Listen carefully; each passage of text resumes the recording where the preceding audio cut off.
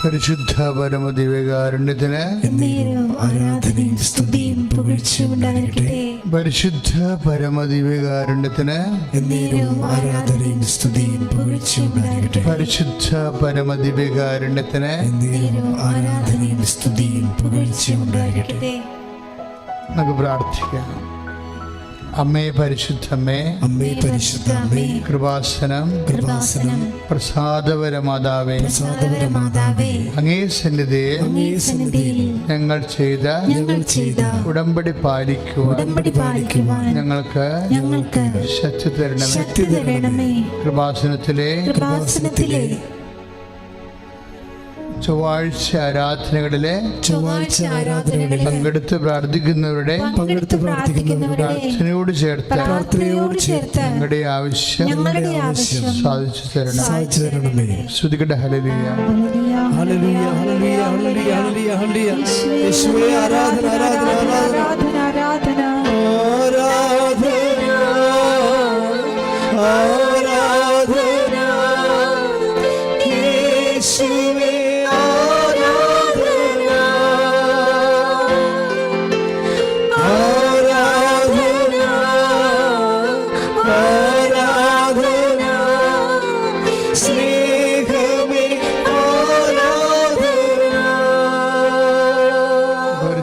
പരമദിവ്യകാരുണ്യത്തിന് ആരാധനയും സ്തുതിയും പുകഴ്ചയും ഉണ്ടാകട്ടെ.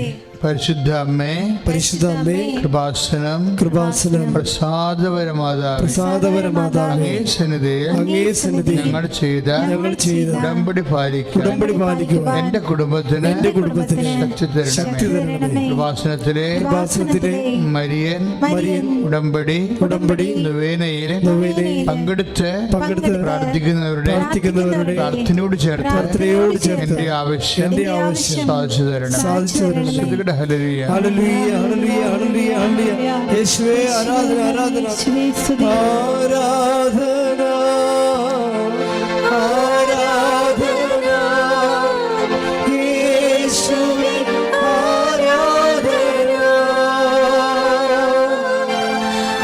ആരാധന, ആരാധന, സ്നേഹമേ പരിശുദ്ധ പരമദിവ്യകാരുണ്യത്തിന് ആരാധനയും സ്തുതിയും പുകഴ്ചയും ഉണ്ടാകട്ടെ. അമ്മേ പരിശുദ്ധ അമ്മേ, അമ്മേ പരിശുദ്ധ അമ്മേ, കൃപാസനം, പ്രസാദപരമാതാവേ, പ്രസാദപരമാതാവേ, അങ്ങേ സന്നിധി എന്റെ പ്രിയപ്പെട്ടവർക്കായി ഞാൻ ചെയ്ത ഉടമ്പടി പാലിക്കുവാൻ എനിക്ക് ശക്തി തരണമേ. കൃപാസനത്തിലെ ലൈവ് ധ്യാനങ്ങളിലെ പങ്കെടുത്ത് പ്രാർത്ഥിക്കുന്നവരുടെ പ്രാർത്ഥനയോട് ചേർത്ത് എന്റെ ആവശ്യം സാധിച്ചു തരണം. ഹല്ലേലൂയ, ഹല്ലേലൂയ, ഹല്ലേലൂയ, ഹല്ലേലൂയ. യേശുവേ ആരാധന, ആരാധന, ആരാധന, ആരാധന, യേശുവേ ആരാധന, ആരാധന, ആരാധന, സ്നേഹമേ ആരാധന. പരിശുദ്ധ പരമദിവ്യകാരുണ്യത്തിന് ആരാധനയും സ്തുതിയും പുകഴ്ചയും ഉണ്ടാകട്ടെ. പ്രിയപ്പെട്ടവരെ, നമ്മൾ പരിശുദ്ധാത്മാവിനെ അഭിഷേകത്തിന് വേണ്ടി പ്രത്യേകം പ്രാർത്ഥിക്കാൻ പോവുകയാണ്. കാരണം ഇപ്പോഴും നമ്മൾ ഒരു വഴിയുമില്ലാതെ ഒരു ഗദ്രു കിട്ടാൻ വേണ്ടി എങ്ങനെയാണ് ഒരു പോംവഴി, എന്താണ് ചെയ്യുക, ഒരു തലയിൽ ഒന്നും തോന്നണില്ലല്ലോ, എന്ത് ചെയ്യും എന്നൊക്കെ പറഞ്ഞ് നമ്മൾ കുഴങ്ങേണ്ട സമയമുണ്ട്. നമ്മുടെ ജീവിതത്തിൽ ഒരാഴ്ചയിൽ ഒരു പ്രാവശ്യമെങ്കിലും ഇങ്ങനെ മനുഷ്യൻ ഇങ്ങനെ കുഴങ്ങിപ്പോകും. കുഴങ്ങുന്ന സമയത്ത് സത്യം പറഞ്ഞു കഴിഞ്ഞാൽ നമ്മുടെ ജീവിതത്തിൻ്റെ എല്ലാ ദുർഘട സന്ധികളിലും ദൈവത്തിന് പ്രത്യേകമായ വഴികളുണ്ട്. നമ്മൾ കുഴങ്ങുമ്പോൾ നമ്മൾക്കാണ് ആ ഒരു പ്രത്യേക സബ്ജക്റ്റിൽ പ്രത്യേക ദുർഘടാവസ്ഥയിൽ വഴി കാണാത്തത്. പക്ഷേ വിശ്വാസിയുടെ വിജയം എന്താണ്? അവൻ വിശ്വസിക്കുന്ന ദൈവത്തിന്. ഇപ്പം നമ്മൾക്കറിയാം, ഈശോ പറഞ്ഞില്ലേ, എന്താ പറഞ്ഞത്? ഞാനാകുന്നു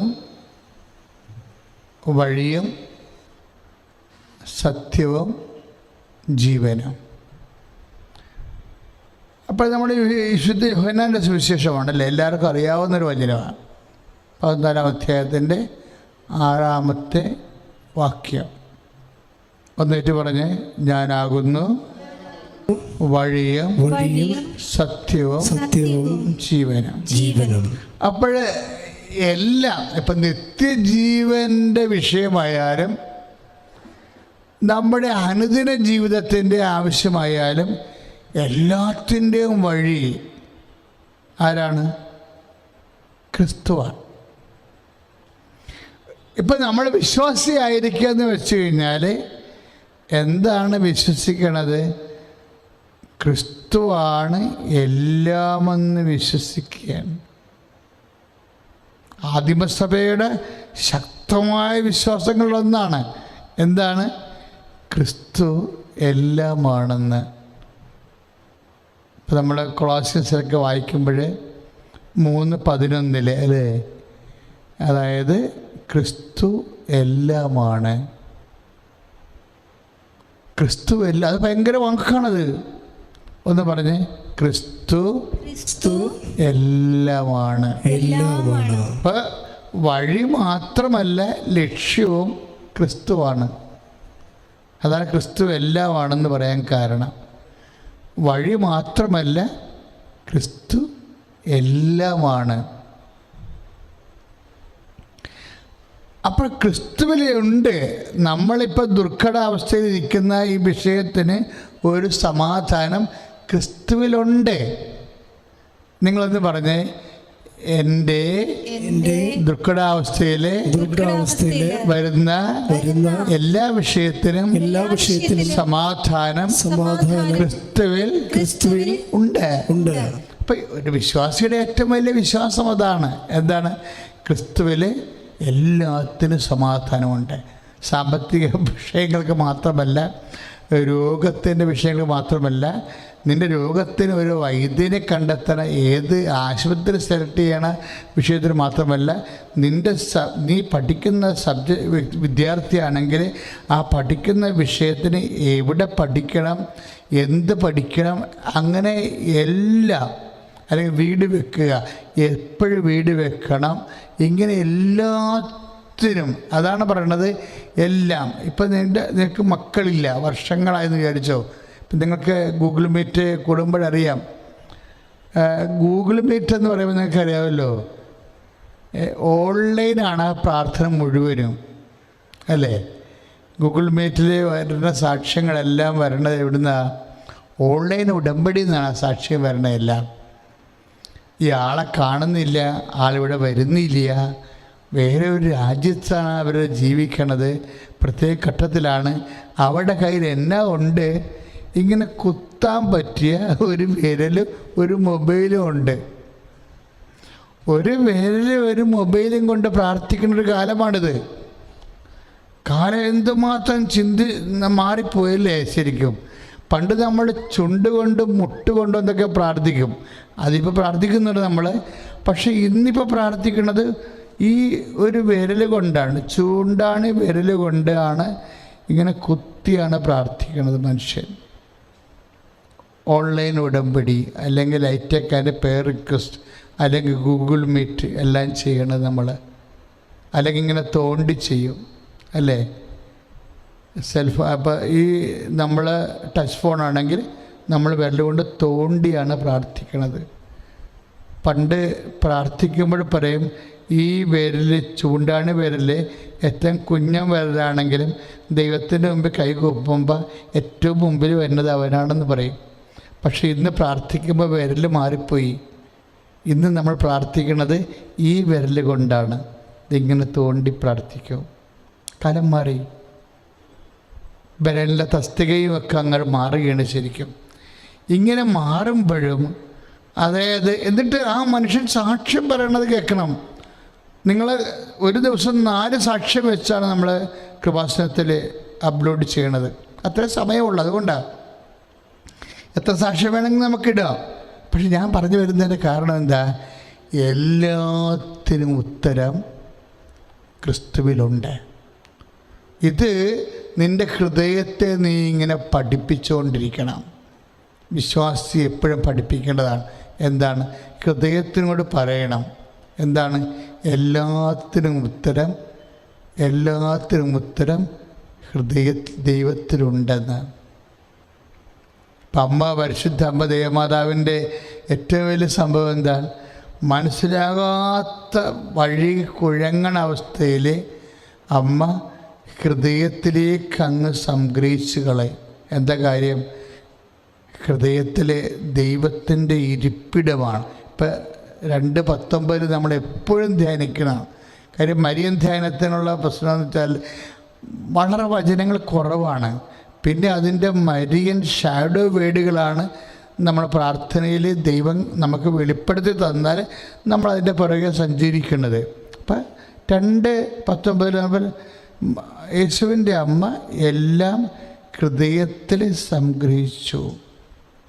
ഇപ്പം 2-3 പ്രാവശ്യം അത് കിടക്കുന്നുണ്ട്. എന്താ കാര്യം വെച്ച് കഴിഞ്ഞാൽ ഹൃദയം ദൈവത്തിൻ്റെ ഒരു ഇരിപ്പിടമാണ്. ഇപ്പം നമ്മൾ ഈ 42-ാം സങ്കീർത്തനത്തിലേക്ക് 3-ാമത്തെ വാക്യങ്ങളൊക്കെ വായിക്കുമ്പോൾ ഹൃദയം ദൈവത്തിനെ ആശ്രയിക്കുന്ന വ്യക്തി ഹൃദയത്തിലാണ് സംഗ്രഹിക്കുന്നത്. 42-ാം സങ്കീർത്തനത്തിൽ നമ്മൾ വായിക്കത്തില്ലേ? അതായത് 42-ാം സങ്കീർത്തനത്തിൽ 2-3 വചനങ്ങൾ, അതായത് ദൈവത്തിൽ ആശ്രയിക്കുന്ന വ്യക്തി ഹൃദയത്തിലാണ് അത് സംഗ്രഹിക്കുന്നത്. കാര്യം എന്താണ്? ഹൃദയവും ദൈവവുമായിട്ടാണ് ബന്ധം. എന്ന് വെച്ചാൽ അർത്ഥം എന്താണെന്നറിയാവോ? എല്ലാത്തിനും വഴി നിൻ്റെ ഹൃദയത്തിലുണ്ട്. കാരണം എന്താണ്? ദൈവം അവിടെ വസിക്കുന്നു. എല്ലാത്തിനും വഴി. ഇപ്പം നമ്മൾക്ക് കേരള സഭയെ സംബന്ധിച്ചിടത്തോളം ഹൃദയത്തെ സംഗ്രഹിക്കേണ്ട ഒരു കാലമാണിത്, അല്ലേ? നമ്മൾ കുറേ അധികം പരീക്ഷണങ്ങളിൽ കൂടെ കടന്നു പോവുകയാണ്. കുറേയധികം പരീക്ഷണങ്ങളിലൂടെ കടന്നു പോവുകയാണ്. കാര്യം അവസാനം ഇതെല്ലാം കലങ്ങി തെളിയുമെന്ന് നമുക്കറിയാം. പക്ഷെ കലങ്ങി തെളിയണ അത്രയും സമയം എന്താണ്? സഭ എന്തു ചെയ്യും? സഭ ദൈവത്തിൽ ആശ്രയിക്കും. കാര്യം സഭയെപ്പോലെ ദൈവത്തിൽ ആശ്രയിക്കാൻ ചരിത്ര പാരമ്പര്യമുള്ള ഒരു വലിയ സമൂഹം ലോകത്ത് കാണത്തില്ല. കാര്യം സഭ എപ്പോഴും കേരളത്തിലെ സഭ അല്ലെങ്കിൽ ആസ്ട്രേലിയയിലെ സഭ, ആഫ്രിക്കയിലെ സഭ എന്നല്ല പറയേണ്ടത്. ആഗോള സഭ ഒരു ശരീരമാണ്. അതെവിടെയെങ്കിലും എന്തെങ്കിലും വിങ്ങിയാൽ മുഴുവനായി വിങ്ങും. കാര്യം നമ്മളൊത്തിരിയേറെ ഇപ്പം ഇറാഖ് യുദ്ധത്തിൽ ഒരു കുഞ്ഞ് കെട്ടിടം ഇടിഞ്ഞ് വീണ് ബോംബെ വർഷത്തിൽ കെട്ടിടം ഇടിഞ്ഞ് വീണ് ആ കുഞ്ഞ് കെട്ടിടത്തിൻ്റെ ഇടയ്ക്ക് കിടന്ന് കുഞ്ഞ് മരിച്ചുപോയി. അപ്പം നമ്മുടെ ഹൃദയമൊക്കെ തകർന്നു പോയില്ലേ? അത് ആ കാഴ്ച കാണുമ്പോൾ അതിനെന്തുമാത്രം പ്രതിരോധങ്ങൾ നമ്മുടെ നാട്ടിൽ തന്നെ ഉണ്ടായി. അമേരിക്കൻ സാമ്രാജ്യത്തെ ശക്തികൾക്കെതിരെയുള്ള പ്രതികരണമായാലും. പക്ഷേ ഇപ്പോഴീ ദിവസങ്ങളിൽ 600 കുഞ്ഞുങ്ങളാണ് മരിക്കപ്പെട്ടിരിക്കുന്നത്. 600 കുഞ്ഞുങ്ങളുടെ ശവമടക്കാണ് ഇന്നലെ നടന്നിരിക്കുന്നത്. തീവ്രവാദ സംഘങ്ങളെ കുഞ്ഞുങ്ങളെ കൊണ്ടുപോയി കൊന്നുകളഞ്ഞതാണ്. ഹെറോദിസിൻ്റെ 2 ലക്ഷം കുഞ്ഞുങ്ങളെ അനുസ്മരിപ്പിക്കുന്ന രീതിയിലാണ് ക്രിസ്മസ് കാലത്ത് 600 കുഞ്ഞുങ്ങളെ കൊന്നുകളഞ്ഞിരിക്കുന്നത്. കേരളത്തിലോ ഇന്ത്യയിലോ ആരും ചോദിച്ചില്ലല്ലോ. ചോദിച്ചോ? ഇല്ല. സഭയുടെ കുഞ്ഞുങ്ങൾ വേട്ടയാടപ്പെടുമ്പോഴും മരിക്കുമ്പോഴും ആരും ചോദിക്കത്തില്ല. കാരണം അതുപോലെയുള്ള ഉച്ചനീചത്വങ്ങളും അനീതികളും നമ്മൾ കാലാകാലങ്ങളോടെ അനുഭവിച്ചാണ് ഇവിടെ എത്തിയത്. പക്ഷെ ഒരു കാര്യം സത്യമാണ്, നമ്മുടെ ദൈവം നമ്മളെ കൈവിടത്തില്ല. ഇത് ഹൃദയത്തിൽ സംഗ്രഹിക്കുന്നുണ്ട്. അതിപ്പോൾ സഭയുടെ പൊതുപ്രശ്നമായാലും നിൻ്റെ ജീവിതത്തിൻ്റെ വ്യക്തിപരമായ പ്രശ്നമായാലും നമ്മുടെ ജീവിതത്തിലൊക്കെ ഹൃദയത്തിൽ സംഗ്രഹിക്കേണ്ട, ദൈവത്തെ സമർപ്പിക്കേണ്ട വലിയ കാലമാണിത്. വലിയ കാലമുണ്ടാകും. പക്ഷെ ഒരു കാര്യം എൻ്റെ സഹോദരൻ മനസ്സിലാക്കേണ്ടത്, ഇപ്പം തന്നെ നമ്മളിപ്പോൾ ഈ വന്നിട്ടുള്ള കേസുകൾ തന്നെയാണ്. നമുക്കറിയാം, മേൽക്കോടതി വരുമ്പോൾ എല്ലാ നിയമപണ്ഡിതന്മാരും പറയണത് ഇത് മേൽക്കോടതി വരുമ്പോൾ ഇത് സത്യം തെളിയുമെന്നാണ്. കീഴ്ക്കോടതിയിൽ വന്ന വിധിയിൽ അപ്പം അതുകൊണ്ടാണ് അവർ ധൃതി പിടിച്ച് ക്രിസ്മസ് കാലത്ത് കോടതി പോലും അടച്ചിട്ടിരിക്കുന്ന സമയത്ത് ജാമ്യം കിട്ടരുതെന്ന് വിചാരിച്ചാണ് ആ കുറിഞ്ഞിക്ക് കൊണ്ടുപോയി ശിക്ഷ വിധിച്ചിരിക്കണേ. അപ്പം ബോധപൂർവം അതായത് അവർക്കറിയാം ഇപ്പം ശിക്ഷിച്ചില്ലെങ്കിൽ, ഇപ്പം ചില പോലീസുകാർക്കറിയാം ഇത് ജാമ്യം കിട്ടുന്ന കേസാണ്, വ്യക്തി ജാമ്യം പോലും മതി, ഇതിനെ സ്റ്റേഷനിൽ കൊണ്ടുപോയാൽ ജാമ്യം കിട്ടും. അതുകൊണ്ട് എന്ത് ചെയ്യും? പോലീസുകാർ വഴുനീളെ കൊണ്ട് നടന്ന് ഇടിക്കും. കാര്യം ഇത് ജാമ്യം കിട്ടുന്ന കേസാണ്. അവർക്കറിയാം സ്റ്റേഷനിലെത്തിയാൽ തീർച്ചയായിട്ടും ഇതിന് ജാമ്യം കിട്ടും. അത് അവർക്കറിയാവുന്നത് കൊണ്ടാണ് അവർ വഴുനീളെ അടിക്കണത്. അതുപോലെയുള്ള അടിയാണ് ഇപ്പോൾ നമ്മൾ മേടിക്കണത്. കാര്യം ഇത് മേൽക്കോടതി വരുമ്പോൾ ഇതൊരു ഒത്തിരിയേറെ ലൂപ്പ്ഹോളുകളല്ലേ.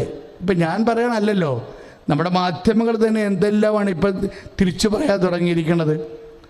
മാധ്യമങ്ങൾ, അതായത് ഒരു മനുഷ്യൻ അയാൾ പറഞ്ഞ അയാളെ കള്ളനല്ലെന്ന്, ആ സാക്ഷി പറയണത് ഞാൻ കള്ളനല്ലെന്നാണ് പറയണത്.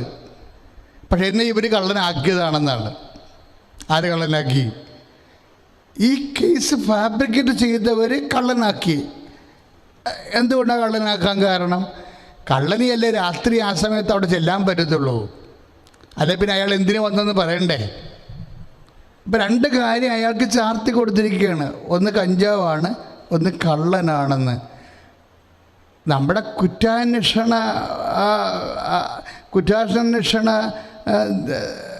രീതികൾ കണ്ടില്ലേ? അതായത് ഒരു കള്ളനോ എന്ന് ചാപ്പ കുത്തിയിട്ട് അയാൾ കഞ്ചാവുകാരനാണെന്ന് പറഞ്ഞിട്ട് അയാളുടെ സാക്ഷ്യമാണ് 2 ജന്മങ്ങളെ, സമർപ്പിത ജീവിതങ്ങളെ ജയിലിൻ്റെ ഉള്ളിൽ അടച്ചിടാൻ വേണ്ടി നിയമസംഹിത, അത്രയേ ഉള്ളൂ നിയമസംഹിതയ്ക്ക് ഉപയോഗിക്കാൻ. അപ്പം അവിടെ എവിടെയോ എന്തൊക്കെ ഒരു മിസ്റ്റേക്കുകൾ നമുക്കറിയാം, പൊരുത്തക്കേടുകൾ. ഞാൻ പറയണതല്ല, മാധ്യമങ്ങൾ പറയണതാണ്. മാധ്യമങ്ങളുടെ പേരൊക്കെ ഇതുപോലെ ഒഫീഷ്യൽ വേദിയിൽ പറയണത് ശരിയല്ലാത്തത് കൊണ്ട് നിങ്ങൾക്കറിയാം. അച്ഛൻ്റെയൊക്കെ ഫേസ്ബുക്ക് നോക്കിയാൽ നിങ്ങൾക്കറിയാം ഏത് മാധ്യമമാണ് ഇങ്ങനെയൊക്കെ സംസാരിച്ചിരിക്കണമെന്ന് അറിയാൻ പറ്റും. അപ്പോൾ ഇങ്ങനെ കുറേ വിഷയങ്ങൾ അതെന്ന് ഇന്ത്യയിൽ പോലും കേട്ടുകേൾവിയില്ലാത്ത ചികിത്സയും അതുപോലെ തന്നെ ചികിത്സാ രീതികളും അതുപോലെ തന്നെ ഓപ്പറേഷനും ഒക്കെ ഈ കേസിനകത്ത് കൊണ്ടുവരികയും ഹെമിനോപ്ലാസ്റ്റ് പോലെയുള്ള കേസുകൾ കൊണ്ടുവരികയും, ഞാൻ പറയണത് വെച്ചാൽ എല്ലാം കൂടി നോക്കുമ്പോൾ എല്ലായിടത്തും അക്ഷരത്തെറ്റുകൾ ഒത്തിരി ഉണ്ട്. അക്ഷരത്തെറ്റുകളും തിരുത്തലുകളുമുണ്ട്. 30 തിരുത്തലുകൾ വരെയാണുള്ളത്. ആ നാർക്കോട്ടിക് സിസ്റ്റത്തിലൊക്കെ 30 തിരുത്തലുകളുണ്ട്. ഞാൻ പറഞ്ഞത് വെച്ചാൽ ഇങ്ങനെ കുറേ ഇരകൾ ആരാണ് നമുക്കറിയത്തില്ല. നമുക്ക് തീർച്ചയായിട്ടും ആ സിസ്റ്റർ, മരിച്ചുപോയ സിസ്റ്ററിനോട് സഭയ്ക്ക്, കാര്യം സഭയുടെ സന്തതിയാണല്ലോ, സഭയുടെ അവരെങ്ങനെയാണ് മരിച്ചതെന്ന് ഇന്നും കൃത്യമായിട്ട് പറയാനുള്ള നിയമത്തിൻ്റെ വളരെ അത് സ്ഥാപിക്കാനുള്ള പങ്കപ്പാടുകൾ ഭയങ്കരമാണ്. ഞാൻ എന്താ സംസാരിക്കണമെന്ന് വെച്ച് കഴിഞ്ഞാൽ അത്രയും നമ്മൾ അനീതി അനുഭവിക്കുന്നുണ്ട്. ഏതെല്ലാം കാലങ്ങളിൽ സഭയായാലും ശരി, ഈ പരീക്ഷണ ഘട്ടങ്ങളിലൊക്കെ എല്ലാം ഇതെല്ലാം കലങ്ങി തെളിഞ്ഞ് സത്യം നേരെ വരുന്ന ഒരു സമയമുണ്ട്. പക്ഷേ അതുവരെ നമ്മൾ പ്രാർത്ഥിച്ചുകൊണ്ടിരിക്കണമെന്ന് ഞാൻ പറഞ്ഞത്. ബുദ്ധിയല്ല ഇവിടെ വേണ്ടത്, തർക്കങ്ങളുമല്ല. തർക്കവും ബുദ്ധിയും ഒന്നും ആധ്യാത്മികതയിലുള്ള വിഷയങ്ങളല്ല. അല്ലെങ്കിൽ കർത്താവിനെ തർക്കിക്കുന്നവരോട് ദൈവം അത്ര നല്ല ഒരു മനസ്സല്ല സൂക്ഷിക്കണത് നിങ്ങൾ തർക്കിക്കുന്നവരോട്. എൻ്റെ പേര് നീതു. ഞാൻ കോട്ടയം കുമാരനല്ലൂർ സെൻറ് തോമസ് ഇടവയിൽ നിന്ന് വരുന്നു. ഞാൻ ജോലി ചെയ്തുകൊണ്ടിരുന്നത് ദുബായിലായിരുന്നു. എൻ്റെ ഹസ്ബൻഡും പിള്ളേരും എല്ലാവരും ഒന്നിച്ച് ദുബായിലായിരുന്നു. ആ സമയത്ത് ഹസ്ബൻഡിന് പെട്ടെന്ന് ജോലി പോയിട്ട് ഒരുപാട് പ്രാർത്ഥിച്ചു. എന്നിട്ടൊന്നും ഹസ്ബൻഡിന് ജോലി കിട്ടുന്നില്ല. അപ്പോൾ എല്ലാവരും എന്നോട് പറഞ്ഞു, OET എഴുത്, അങ്ങനെയാണെങ്കിൽ നിങ്ങൾക്ക് പുറത്തോട്ട് വേറെ ഏതെങ്കിലും രാജ്യത്തോട്ട് പോകാമല്ലോ എന്ന് പറഞ്ഞു. എനിക്ക് പക്ഷേ OET എഴുതാനുള്ള ഒരു കോൺഫിഡൻസ് ഇല്ലായിരുന്നു. ഞാൻ സ്കൂൾ നഴ്സായിട്ടാണ് വർക്ക് ചെയ്യുന്നത്. അപ്പം ആഴ്ചയിൽ 4 ദിവസം ഡ്യൂട്ടി ഉള്ളൂ. 4 മണിയൊക്കെ ആകുമ്പോൾ വീട്ടിൽ വരാം. ഫാമിലിയുടെ ലൈഫിനെ അതൊരിക്കലും ബാധിക്കുന്നില്ലായിരുന്നു. അതുകൊണ്ട് ഒരു കാരണവശാലും ഞങ്ങളൊരു യൂറോപ്യൻ കൺട്രിയിലേക്ക് പോകണമെന്ന് ആഗ്രഹിച്ചിട്ട് പോലും ഇല്ല. പിന്നെയും ഞങ്ങൾ മുന്നോട്ട് പോയത് ഹസ്ബൻഡിന് ഒരു ജോലി ദുബായ് കിട്ടുകയെന്നായിരുന്നു. കോവിഡിന് മുമ്പാണ് 2019 ഹസ്ബൻഡ് ജോലി പോയത്. കോവിഡൂടെ ആയപ്പം ഒരു നല്ലൊരു ഓഫർ വരുന്നില്ല. പിന്നെ ഞാൻ OET എഴുതാൻ തീരുമാനിച്ചു. OET എഴുതി നോക്കി. ആദ്യം എനിക്ക് പുറത്തോട്ട് പോകേണ്ട ഒരു റിക്വയർഡ് സ്കോർ കിട്ടിയില്ല. അതിൻ്റെ ഭാഗമായിട്ട് ഞാൻ ഹസ്ബൻഡ് പറഞ്ഞു, കൃപാസനം എന്നൊരു സ്ഥലത്തെക്കുറിച്ചൊക്കെ ഹസ്ബൻഡ് കൂട്ടുകാരോ പറഞ്ഞു കേട്ട് ഞാൻ ഓൺലൈൻ ഉടമ്പടി എടുത്തതിന് ശേഷം ഹസ്ബൻഡിൻ്റെ കൂട്ടുകാരൻ്റെ വൈഫ് എനിക്ക് ഒരു കേരളത്തിൽ തന്നെ നല്ലൊരു ഇൻസ്റ്റിറ്റ്യൂട്ടിൽ പഠിക്കാൻ ഓൺലൈനിൽ ഫീസെല്ലാം അടച്ചിട്ട് എന്നോട് പറഞ്ഞു അവിടെ പഠിച്ചാൽ മാത്രം മതി, എക്സാം എഴുതാൻ പറഞ്ഞു. ഞാൻ എന്നിട്ട് എക്സാം എഴുതി. അതിലും എനിക്ക് ക്ലബിംഗ് സ്കോറേ കിട്ടിയുള്ളൂ. അത് കഴിഞ്ഞപ്പോൾ ഞാൻ എൻ്റെ ഹസ്ബൻഡിനോട് പറഞ്ഞു, എന്തായാലും ഞാൻ നേരിട്ട് പോയി കൃപാസനത്തിൽ പോയി ഉടമ്പടി എടുക്കാൻ പോവാണ് എന്ന് പറഞ്ഞ് ഞാനും എൻ്റെ ഒരു മൂത്ത മോനും കൂടി 10 ദിവസത്തേക്ക് നാട്ടിൽ ലീവിന് വന്ന് ഉടമ്പടി എടുത്തിട്ട് അച്ഛനെ കാണാൻ വേണ്ടി ഞാൻ ആ ക്യൂവിൽ പോയി നിന്നു. അപ്പം എന്നോട് എൻ്റെ ബ്രദർ എല്ലാവരും പറഞ്ഞു, നിനക്ക് ഇന്ന് അച്ഛനെ കാണാനൊന്നും പറ്റില്ല. ബ്രദർ അതിലും വലിയ നിയോഗമായിട്ട് ഇവിടെ വന്നിട്ട് കാണാൻ പറ്റാതെയാണ് പോയത്. ഞാൻ അവിടെ നിന്ന് പ്രാർത്ഥിച്ചു. അപ്പോൾ ഒരു ചേട്ടൻ താഴ്ത്തിറങ്ങിയിട്ട് അവിടെ നിന്ന് കയറ്റി വിടുന്ന ചേട്ടനോട് പറഞ്ഞു, ആരെ കയറ്റി വിട്ടില്ലേലും ഈ കൊച്ചിനെ ഒന്ന് കയറ്റി വിട്ടേക്കണേ എന്ന് പറഞ്ഞിട്ട് പോയി. ഞാൻ ആ ചേട്ടനെ ഇതിനു മുമ്പ് കണ്ടിട്ട് പോലും ഇല്ല. അന്ന് ഉടമ്പടി അച്ഛനെ കാണാനുള്ള കൂപ്പൺ കിട്ടാൻ വേണ്ടി ഞാൻ അവിടെ നിന്നപ്പോൾ ആ ചേട്ടനോട് ചോദിച്ചു, എക്സാം എടുത്തതിൻ്റെ ഡേറ്റ് ഉണ്ടോ? ഇല്ല. ആർക്കാ ജോലി ഇല്ലാത്ത? ഹസ്ബൻഡിനാണ്. അപ്പോൾ ഹസ്ബൻഡ് വന്നിട്ടുണ്ടോ? ഇല്ല. പിന്നെ എന്തിനാ തനിക്ക് എന്ത് പറഞ്ഞിട്ടാണ് ഞാൻ അച്ഛൻ്റെ അടുത്ത് ഒരു ടോക്കൺ തരുന്നതെന്ന് പറഞ്ഞു. ആ ചേട്ടൻ പറയും, എന്തായാലും ബ്ലെസ്സിങ് എന്ന് പറഞ്ഞ് ഞാനൊരു ടോക്കൺ തരാം. ഞാൻ വന്നു അച്ഛൻ്റെ അടുത്ത്. ഞാൻ എക്സാം എഴുതുന്ന കാര്യം ഒന്നും പറഞ്ഞില്ല. ഞാൻ അച്ഛൻ്റെ അടുത്തോട്ട് ഹസ്ബൻഡിന് ജോലിയില്ലെന്നുള്ള കാര്യം ഞാൻ പറഞ്ഞത്. അച്ഛൻ പറഞ്ഞു, നിങ്ങളുടെ എല്ലാ തടസ്സങ്ങളും മാറുമെന്നൊന്നും അല്ല അച്ഛൻ പറഞ്ഞത്, മാറി എന്ന് പറഞ്ഞു. ഞാൻ ഇവിടുന്ന് പോയി എക്സാം എഴുതി. അതിന് മുമ്പുള്ള എക്സാമിനെല്ലാം ഞാൻ കൂടുതൽ പഠിക്കുമായിരുന്നു ചെയ്തത്. ഈ എക്സാം എന്തോ എനിക്ക് ഒത്തിരി പഠിക്കാനും തോന്നിയില്ല. ഉടമ്പടി അനുസരിച്ചുള്ള ജീവിതമാണ്. ബൈബിൾ വായിക്കുക, അരമണിക്കൂർ ബൈബിൾ വായിക്കാതെ ഉപവസിക്കാതെ ഒന്നും ഞാൻ ഇരുന്നില്ല. എല്ലാം ഉടമ്പടി ആയിട്ടുള്ള കാര്യങ്ങളെല്ലാം കറക്റ്റായിട്ട് ഞാൻ ചെയ്തിട്ട് ഞാൻ എക്സാം എഴുതി. മറ്റു പരീക്ഷയെ അപേക്ഷിച്ച് ലിസണിങ് നല്ല ടഫായിരുന്നു. ഇവിടെയൊക്കെ സാക്ഷ്യം പറയുന്നത് കേട്ടിട്ടുണ്ട്. ലിസണിങ്ങിനൊക്കെ ഒന്നും കേട്ടില്ല, എന്നിട്ട് ആൻസർ എല്ലാം ശരിയായിരുന്നു. എങ്ങനെയൊക്കെ ഞാനപ്പോൾ ഓർത്തു, ഇവരൊക്കെ ഒന്നും കേൾക്കാതെ ഇങ്ങനെ ആൻസർ എഴുതുന്നത്. പക്ഷേ എനിക്കും അന്ന് അത് തന്നെയാണ് സംഭവിച്ചത്. 3rd പാർട്ട് വന്നപ്പോൾ ഞാൻ ഒന്നും കേട്ടില്ല, വെറുതെ എന്തൊക്കെയോ കറക്കി കുത്തി അവിടുന്ന് പോന്നു. ഞാൻ അവിടുന്ന് കൃപാസനത്തിൽ നിന്ന് കിട്ടിയ ഉടമ്പടി തൈലവും കാശ് രൂപമായിട്ടാണ് ഞാൻ എക്സാം അറ്റൻഡ് ചെയ്തത്. അത് കഴിഞ്ഞിട്ട് ഞാൻ അവിടെ നിന്ന് ഒപ്പിട്ടിട്ട് പ്രാർത്ഥിച്ചിട്ട് പറഞ്ഞു, ഇനി എനിക്ക് ഈ എക്സാം സെൻറ്ററിലേക്ക് വരാൻ ഇടവരുത്തരുത് എന്ന് പറഞ്ഞു. ഞാൻ പോയി. റിസൾട്ട് വന്നത് എല്ലാവർക്കും തിങ്കളാഴ്ച റിസൾട്ട് വന്നു. എൻ്റെ മൊബൈലിൽ അന്ന് നോട്ടിഫിക്കേഷൻ വന്നില്ല, ഞാൻ അതുകൊണ്ട് നോക്കിയില്ല. അന്ന് രാത്രിയിൽ, തിങ്കളാഴ്ച രാത്രിയിൽ ഞാൻ ചൊവ്വാഴ്ച രാത്രിയിൽ സന്ധ്യാപ്രാർത്ഥന ചെയ്ത് കഴിഞ്ഞപ്പോഴത്തേക്കും ഞാൻ പഠിച്ച ഇൻസ്റ്റിറ്റ്യൂട്ടിൽ എല്ലാവരും സ്റ്റാറ്റസ് ഇട്ടിരിക്കുന്നു, റിസൾട്ട് വന്നു, എക്സാമിൻ്റെ റിസൾട്ട്. അപ്പോഴാണ് ഞാൻ ഓർക്കുന്നത്, എൻ്റെ റിസൾട്ട് ഇന്ന് വരുന്ന ദിവസമാണല്ലോ, മൊബൈൽ നോട്ടിഫിക്കേഷൻ വരാത്തതുകൊണ്ട് ഞാൻ നോക്കാഞ്ഞത്. ഞാൻ പെട്ടെന്ന് റിസൾട്ട് എടുത്ത് നോക്കിയപ്പം എനിക്ക് അയർലൻഡിലേക്കുള്ള സ്കോറാണ് കിട്ടിയത്. ഞാനൊരിക്കലും നേരിട്ട് അയർലൻഡിലേക്ക് ഒരു സ്കോറിന് വേണ്ടി പ്രാർത്ഥിച്ചിട്ടുമില്ല, അങ്ങനെ ആഗ്രഹിച്ചിട്ടുമില്ലായിരുന്നു. ഒരു ക്ലബിംഗ് സ്കോർ എനിക്ക് കിട്ടാത്ത ലിസണിങ്ങിനും റീഡിങ്ങിനും മാത്രം ക്ലബിംഗ് സ്കോറാണ് ഞാൻ ആഗ്രഹിച്ചത്. പക്ഷേ അയർലൻഡിലോട്ടുള്ള സ്കോർ തന്നു. എക്സാം റിസൾട്ട് വന്നു. ഏജൻസിയെ കോൺടാക്ട് ചെയ്തപ്പം പറഞ്ഞു 10 വർഷമായിട്ട് കണ്ടിന്യൂസ് ആയിട്ട് സ്കൂൾ നഴ്സായിട്ട് ജോലി ചെയ്യുന്നതുകൊണ്ട് എനിക്ക് അവിടെ ഒരു ഹോസ്പിറ്റലിലേക്ക് ഒരു ഇൻ്റർവ്യൂവിൻ്റെ ചാൻസ് കിട്ടുന്നില്ല. ഞാനത് കഴിഞ്ഞ് ഒരു ഏജൻറ്റ് പറഞ്ഞ പോലെ എക്സാം വിസയ്ക്ക് വേണ്ടി അപ്ലൈ ചെയ്തു. എക്സാം വിസ അപ്ലൈ ചെയ്ത് എല്ലാ ഡോക്യുമെൻറ്റ്സും ഉണ്ടായിട്ടും എനിക്ക് ആ വിസ റിജക്ഷനായി. അന്ന് തന്നെ ഞാൻ എന്നോ ഒരു ദിവസം കൊടുത്ത ഒരു ഏജൻസിയിൽ നിന്ന് എനിക്ക് കോൾ വന്നു, നാളെ ഒരു ഇൻ്റർവ്യൂ ഉണ്ട്, അറ്റൻഡ് ചെയ്യാമോ എന്ന് ചോദിച്ചു. ഞാൻ ആ ഇൻ്റർവ്യൂ അറ്റൻഡ് ചെയ്തു. ആകെ ഒരേ ഒരു ഇൻ്റർവ്യൂ ഞാൻ അറ്റൻഡ് ചെയ്തുള്ളൂ. ആ ഇൻ്റർവ്യൂവിന് ഞാൻ പാസ്സായി. അയർലൻഡിൽ ചെന്ന് കഴിഞ്ഞിട്ട് ആപ്റ്റിറ്റ്യൂഡ് ടെസ്റ്റ് ക്ലിയർ ചെയ്യണം. ഞാൻ നഴ്സിംഗ് ഫീൽഡിൽ നിന്ന് മാറുന്നിട്ട് തന്നെ 10 വർഷമായി. സ്കൂൾ നഴ്സ് ആയതുകൊണ്ട് എനിക്ക് ഇതിൻ്റെ ഹോസ്പിറ്റലിലെ കാര്യങ്ങൾ ഒന്നും ഓർമ്മയില്ല. പഴയ പഠിച്ച കാര്യങ്ങളെല്ലാം മറന്നു. ഞാൻ ആ എക്സാം എഴുതാൻ എനിക്ക് നല്ല ടെൻഷനായിരുന്നു. പ്രാർത്ഥിച്ചു. ഉടമ്പടിയിൽ തന്നെ നിന്നോട് ഞാൻ എക്സാം എഴുതിയപ്പോഴും എനിക്ക് 4 സ്റ്റേഷൻസ് നല്ല പാടായിട്ട് തോന്നി. ഞാനത് ഫെയിലാവുമെന്ന് തന്നെ വിചാരിച്ചാണ് പോകുന്നത്. അവിടെ നിന്ന് ഞാൻ കരഞ്ഞുകൊണ്ടാണ് എൻ്റെ കൃപാസനത്തിൽ ഉപ്പിട്ടിട്ട് വന്നത്. ഈ എക്സാം ഹോളിലേക്ക് എന്നെ ഈ മാതാവെ കയറ്റരുത്, ഞാൻ ആദ്യം തന്നെ എക്സാം പാസ്സായാലേ ഉള്ളൂ, അത് ദൈവത്തിൻ്റെ ഒരു സാക്ഷിയായിട്ട് വരത്തുള്ളൂ എന്ന് വിചാരിച്ചാണ് ഞാൻ അവിടെ നിന്ന് പ്രാർത്ഥിച്ചിട്ട് പോകുന്നത്. റിസൾട്ട് വന്നതും അതും ഒരു ചൊവ്വാഴ്ച തന്നെയാണ്. ചൊവ്വാഴ്ച എല്ലാവരുടെയും റിസൾട്ട് വന്നു. അവരെല്ലാം നോക്കിയിട്ടും ഞാൻ എൻ്റെ റിസൾട്ട് നോക്കിയില്ല. അച്ഛൻ്റെ ധ്യാനവും എല്ലാ പ്രാർത്ഥനകളും കഴിഞ്ഞിട്ടാണ് റിസൾട്ട് നോക്കിയത്. അപ്പം ആ എക്സാമും ആപ്റ്റിറ്റ്യൂഡ് ആദ്യത്തെ ചാൻസ് തന്നെ അതും എനിക്ക് ക്ലിയർ ചെയ്യാൻ പറ്റി. അത് കഴിഞ്ഞ് ഞാനിവിടെ വന്നു. എൻ്റെ ഫാമിലിയെ കൊണ്ടുവന്നു, അയർലൻഡിലേക്ക് കൊണ്ടുപോയി. അവിടെ ചെന്നിട്ട് ഇത്രയും കാലമായിട്ട് എൻ്റെ ഹസ്ബൻഡ് പാർട്ട് ടൈം ആയിട്ടൊക്കെയാണ് ജോലി ചെയ്തുകൊണ്ടിരുന്നത്. ചെന്നപാടെ അവിടെ അഡ്മിനിസ്ട്രേഷൻ്റെ വേക്കൻസി ഉണ്ടെന്ന് എന്നോടൊരു ഫ്രണ്ട് പറഞ്ഞു, ഞങ്ങളുടെ നഴ്സിംഗ് ഹോമിൽ തന്നെ. ഞാൻ അവിടെ ചെന്ന് ഞാൻ ആരോട് ചോദിച്ചൊന്നുമില്ല, ഈ ഇൻ്റർവ്യൂ ഉണ്ടോ, എൻ്റെ ഹസ്ബൻഡിനെ എടുക്കാവോ എന്നൊന്നും. ഇത്രയും നാളത്തെ ഒരു അയർലൻഡിൽ ആദ്യം തന്നെ അഡ്മിനിസ്ട്രേറ്ററായിട്ടൊക്കെ ജോലിക്ക് കയറണം, അങ്ങനെ ഒരു ആഗ്രഹം പോലും എനിക്കില്ലായിരുന്നു. അതുകൊണ്ട് ഞാൻ ആ ജോലിക്ക് അപ്ലൈ ചെയ്യാനോ കൊടുത്തൊന്നുമില്ല.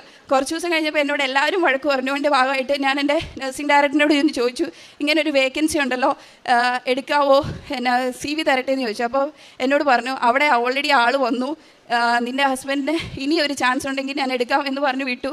ഞാൻ 2 ദിവസം കഴിഞ്ഞപ്പം അന്നൊന്നും എനിക്ക് ഒട്ടും വിഷമം തോന്നിയില്ല. അവിടെ വേറെ ഏതെങ്കിലുമൊക്കെ ജോലി കിട്ടുമെന്നുള്ളൊരു കോൺഫിഡൻസ് ഉള്ളതുകൊണ്ട് എനിക്ക് ഈ ജോലി പോയതോ അത് മാതാവ് ആഗ്രഹിക്കാത്തതായതുകൊണ്ടായിരിക്കും കിട്ടാത്തതെന്നാണ് ഞാൻ വിചാരിച്ചത്.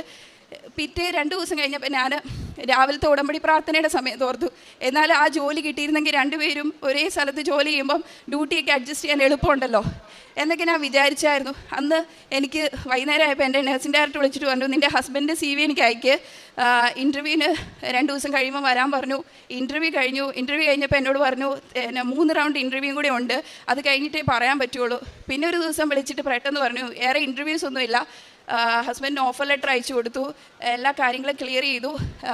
ജോലിക്ക് കയറിയിട്ടില്ല, ഞാനൊരു എമർജൻസി ആയിട്ട് നാട്ടിൽ 10 ഡേയ്സിൻ്റെ ലീവിന് വന്നിരിക്കുകയാണ്. അതുകൊണ്ട് ഞാൻ ചെന്ന് കഴിഞ്ഞതിന് ശേഷം ജോലിക്ക് കയറാം. അതിൻ്റെ പേപ്പർ വർക്കുകളും കാര്യങ്ങളും നടക്കുന്നു. പിന്നെ അയർലൻഡിൽ വീട് കിട്ടുക എന്ന് പറഞ്ഞാൽ ഭയങ്കര ബുദ്ധിമുട്ടാണ്. ഞാൻ ആദ്യം ഒരു വീട് കിട്ടി, അത് എനിക്കെന്തോ കുറച്ച് പ്രശ്നങ്ങളും വീടിൻ്റെ മെയിൻ്റെനൻസ് കാരണം ആ വീട് എനിക്ക് ഉപേക്ഷിക്കേണ്ടി വന്നു. ഇപ്പോൾ ഹസ്ബൻഡിൻ്റെ പിള്ളേരെയും കൊണ്ടുപോയത് എൻ്റെ ഒരു കൂട്ടുകാരിയുടെ വീട്ടിലേക്കായിരുന്നു. വേറൊരു വീട് അത്യാവശ്യമായിട്ട് വേണം. ഞങ്ങൾ ഒരുപാട് സ്ഥലത്ത് അപ്ലൈ ചെയ്തു, ഒരിടത്തും 2 പേർക്കും ജോലി തുടങ്ങാതെ ഒരു നല്ല വീട് കിട്ടാൻ പാടാണ്. ദൈവാനുഗ്രഹത്താൽ ഞങ്ങൾക്കിപ്പം 4 ബെഡ്റൂമായിട്ടുള്ള ഒരു വീട് കഴിഞ്ഞ ആഴ്ചയിൽ എൻ്റെ ഹസ്ബൻഡ് പോയി കണ്ടു, അത് ഇഷ്ടപ്പെട്ടു. അത് അടുത്ത തിങ്കളാഴ്ച ആ വീട് കിട്ടും. എല്ലാ കാര്യങ്ങളും ക്രമീകരിച്ച് തന്ന ദൈവമാണ്. ഈ കൃപാസനം മാതാവ്, ഞാൻ ആദ്യമായിട്ട് എൻ്റെ ഹസ്ബൻഡ് എന്നോട് ഉടമ്പടി എടുക്കുന്ന കാര്യമൊക്കെ പറഞ്ഞപ്പോൾ ഞാൻ ചോദിച്ചത് നമുക്ക് വീട്ടിലിരുന്ന് പ്രാർത്ഥിച്ചാൽ പോരെ. അത്രയും നാൾ ഞാൻ അങ്ങനെ ആയിരുന്നു. പ്രാർത്ഥിച്ചിട്ട് എൻ്റെ കാര്യത്തിൽ ഒരിക്കലും ഒന്നും നടക്കാതിരുന്നിട്ടില്ല. എപ്പോഴും പ്രാർത്ഥിച്ച് തന്നെ എല്ലാ കാര്യങ്ങളും നേടിയത്. ഹസ്ബൻഡ് ജോലിയോടുള്ള ഒരു കാരണം മാത്രം പ്രാർത്ഥിച്ചിട്ട് നടക്കാത്തതുകൊണ്ടായിരിക്കും ഈ 5 വർഷം ദുബായിൽ നിന്നപ്പോഴും എനിക്ക് മാത്രമേ ജോലി ഉണ്ടായിരുന്നുള്ളൂ. ആ സമയത്തൊക്കെ ഞങ്ങൾ ഒരാൾക്കല്ലേ ജോലിയുള്ളൂ. ഞങ്ങളോട് ഞങ്ങളുടെ ഫ്രണ്ട്സൊക്കെ ചോദിക്കും, നിങ്ങളെങ്ങനെ അഡ്ജസ്റ്റ് ചെയ്യുന്നത് ഈ ഒരാളുടെ സാലറിയിൽ നിന്ന്? പക്ഷേ ഒന്നിനും ഒരു കുറവ് വരുത്താതെ, ഒരു കടം പോലും ഇല്ലാതെയാണ് ഞങ്ങൾ ദുബായിൽ നിന്ന് തിരിച്ചു പോകുന്നത്, അയർലൻഡിലോട്ട് പോയത്. എല്ലാ കാര്യങ്ങളും ക്രമീകരിച്ചത് ദൈവമായതുകൊണ്ട് ഒന്നിനും ഒരു ബുദ്ധിമുട്ടില്ലായിരുന്നു. ഒരാളുടെ കയ്യിൽ നിന്ന് 1 രൂപ പോലും മേടിക്കേണ്ടി വന്നിട്ടില്ല. പലരും ഞങ്ങളോട് പറഞ്ഞിട്ടുണ്ട് ഇങ്ങോട്ട് പൈസ തരാൻ. ഞങ്ങൾ ആരുടെയും ഒന്നും അത് വാങ്ങിച്ചിട്ടുമില്ല. ദൈവം എങ്ങനെയൊക്കെയോ ക്രമീകരിച്ചു. പലർക്കും ഒരു അത്ഭുതം പോലെയായിരുന്നു ഞങ്ങളവിടെ ദുബായിൽ. എന്നാൽ ഒരു കുറവും ഇല്ലാതെയാണ് ഞങ്ങൾ ആ കാലഘട്ടങ്ങളിൽ ജീവിച്ചതെന്ന് പറയാം. 2 പേർക്കും ജോലി ഉണ്ടായിരുന്ന സമയത്ത് ജീവിച്ചതിലും നല്ല ലക്ഷറി ആയിട്ട് തന്നെയാണ് ഞങ്ങൾ ആ കാലഘട്ടത്തിലും ജീവിച്ചു പോയത്. പിന്നെ പ്രേക്ഷിത പ്രവർത്തനങ്ങളായിട്ട് ഹസ്ബൻഡാണ് ഈ പ്രേക്ഷിത പ്രവർത്തനങ്ങളും അങ്ങനെ കാര്യങ്ങളെല്ലാം ചെയ്യുന്നത്. ഫുഡ് കൊടുക്കാറുണ്ട്, എഡ്യൂക്കേഷന് വേണ്ടി സപ്പോർട്ട് ചെയ്യാറുണ്ട്.